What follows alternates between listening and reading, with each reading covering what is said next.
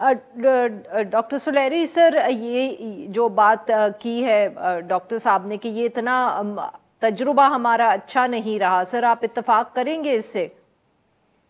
मेरा ख्याल है कि एनर्जी सेक्टर की जो सर्कुलर डेट है, that's our main one of the main crisis for us these days.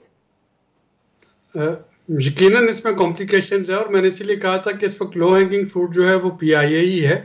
Ultimately ये सारी ऑर्गेनाइजेशंस, मुझे लग रहा है कि मार्च में जब हम नया आईएमएफ का प्रोग्राम नेगोशिएट कर रहे होंगे इंशाल्लाह, तो वहाँ पे ये चीज़ें आपकी प्रायर कंडीशन बन जाएंगी। ये आपके जो है इंडिकेटर बन जाएंगे, परफॉर्मेंस इंडिकेटर।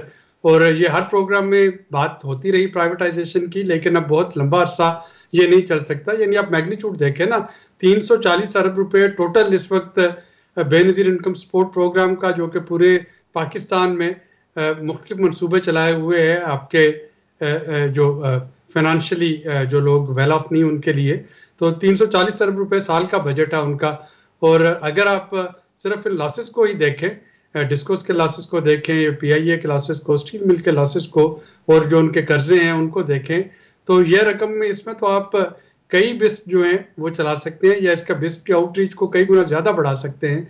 तो ये ना सिर्फ ये कि आपको इकोनॉमिकली डैमेज कर रहे हैं, बल्कि ये जो इक्विटेबल सोसाइटी बनाने में जो एक अमर माने है कि हुकूमत को फाइनेंशियल कुशन नहीं मिलता कि वो हेल्थ पे स्पेंड करे, वो एजुकेशन पे स्पेंड करे, वो सोशल प्रोटेक्शन पे स्पेंड करे। अभी देखे वो जो हेल्थ कार्ड थे उसमें और बहुत सी इंप्रूवमेंट करने की गुंजाइश ज़रूर होगी, लेकिन उसकी एक वजह जो बंद होने की है वो ये भी है कि हुकूमतों के पास पैसे नहीं है देने के लिए इंश्योरेंस कंपनीज को।